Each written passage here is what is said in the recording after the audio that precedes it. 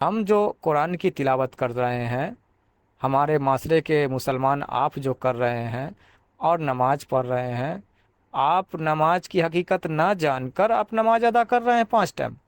ہمارے معاشرے کے مسلمان بھی وہی کام کر رہے ہیں، اور قرآن کی حقیقت نہ جان کر قرآن کی تلاوت کر رہے ہیں۔ قرآن کی تلاوت صرف کرنا، قرآن کو صرف رٹنا نہیں ہے۔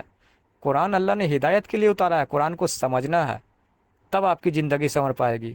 اور نماز کو صرف جا کر کے اٹھک بیٹھک نہیں کرنا ہے، سجدے میں سر نہیں جھکانا ہے، نماز کی حقیقت جاننی ہے بھائی، تب اس نمازوں کا ہمیں فائدہ مل پائے گا۔ نماز ہمارے لیے میڈیسین ہے، ہمارے لیے دوائی ہے، ہمارے روح کی غذا ہے، ہم اس کی حقیقت جان ہی نہیں رہے ہیں۔ اور آپ جو ہے یہ بات بول رہے ہیں کہ سب سے اول ترین جو ہے اللہ کی عبادت ہے۔ عبادت ہے تو عبادت کرنے سے کہاں منع کیا جا رہا ہے بھائی؟ عبادت کرو نا، نماز پڑھو، قرآن کی تلاوت کرو، پر قرآن ہے ہدایت کے لیے، اس سے ہدایت حاصل کیجئے، یہ اللہ فرماتا ہے، یہ اللہ کے رسول فرماتے ہیں، اس سے ہدایت حاصل کیجئے، اس سے زندگی جینے کا شعور سیکھیے قرآن سے۔ صرف قرآن کو تو انسان رٹنے کے لیے یوز کرتا ہے، ثواب کمانے کے لیے یوز کرتا ہے، تو اس کو کہاں سے اس کو سمجھے کہ ہدایت ملے گا؟ اس کے ساتھ تو بلائے شیطان لپٹے گا ہی نہ لپٹے گا، وہ تو پریشانی میں مبتلا ہوگا ہی نہ ہوگا۔ نماز پڑھتا ہے تو مطلب کے لیے نماز پڑھتا ہے، سجدے کرتا ہے اللہ کو، اللہ کے آگے جو جاتا ہے سجدے کرنے کے لیے، 5 وقت کی نماز ادا کرنے کے لیے، تو اپنی مطلب اپنی غرض لے کر جاتا ہے، اللہ کے لیے تھوڑی وہ سر جھکاتا ہے۔ تو پھر کہاں سے اس کو نماز کے فائدے ملیں گے؟ کہاں سے اللہ مہربان ہوگا؟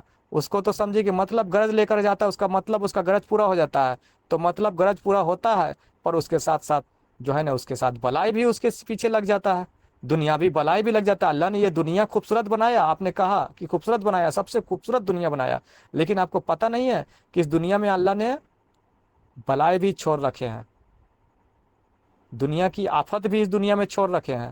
جو دنیا کی طرف لپکے گا، دنیا کی چاہت میں اللہ کی بندگی کرے گا، اللہ کی عبادت کرے گا، تلاوت کرے گا، تو دنیا تو ملے گا، پر دنیا کی جو آفت ہے، جو بلائیں ہیں جو اللہ نے دنیا میں چھوڑ رکھے ہیں، اس سے وہ نہیں بچ پائے گا۔ وہ آفت بلائیں بھی اس کو بونس کے طور پہ اسے ملیں گے۔ تو اس لیے عبادت کرنی ہے، تلاوت کرنی ہے، تو عبادتوں کی حقیقت جان کر عبادت کریں، نمازوں کی حقیقت جان کر اللہ کو سجدے کریں، تب اس نماز کے فائدے ملیں گے، تب اس قرآن کی تلاوت کے جو فائدے ہیں وہ میسر ہوں گے، ملیں گے۔ حقیقت جانتے نہیں نہ ہے لوگ، اور کرتے ہیں، اور ہم لوگوں کی یہاں سے حقیقت بتائی جاتی ہے، حقیقت بغیر جانے کرتے ہیں، اس وجہ سے دکھ مصیبت پریشانی اور بلائے میں مبتلا رہتے ہیں، بلاؤں میں مبتلا رہتے ہیں۔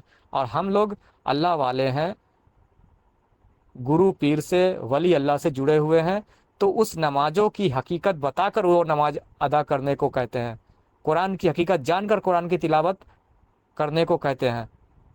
یوں ہی نہیں کہتے ہیں کہ قرآن اٹھاؤ اور رٹا کرو صبح شام، رٹنے سے کچھ نہیں ہوتا ہے۔ قرآن میں لکھا ہوا ہے کہ قرآن بہت سے لوگوں کو ہدایت بھی دے دیتی ہے، صحیح راستے پہ لا دیتی ہے، اور بہت سے لوگوں کو گمراہ بھی کر دیتی ہے، قرآن میں لکھا ہے۔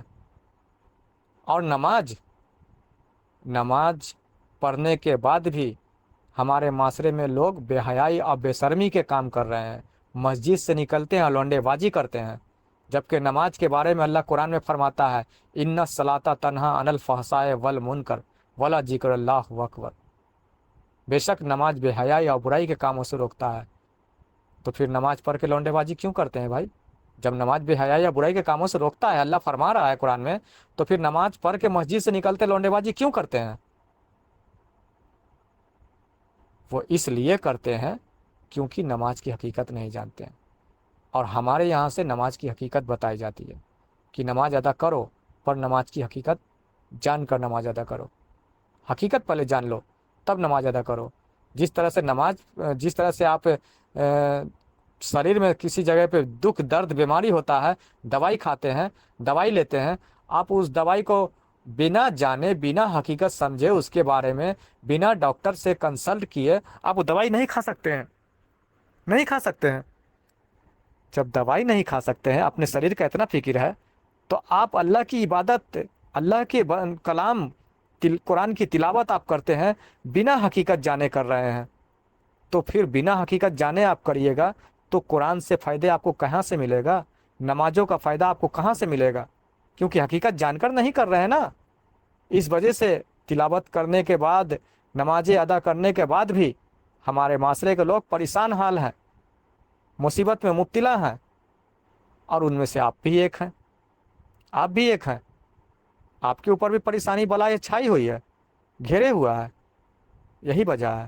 تو اور ہم لوگ اسی کا حل بتاتے ہیں اور اس بندے کو نکالتے ہیں، اور پیر کی نظر، اللہ والوں کی نظر اس بندے پہ ڈلواتے ہیں، تاکہ اس بندے کی زندگی سنور جائے، اس کی عبادت اس کے کام آ جائے، اس کی عبادت کا اسے فائدہ میسر ہو پائے، سمجھے؟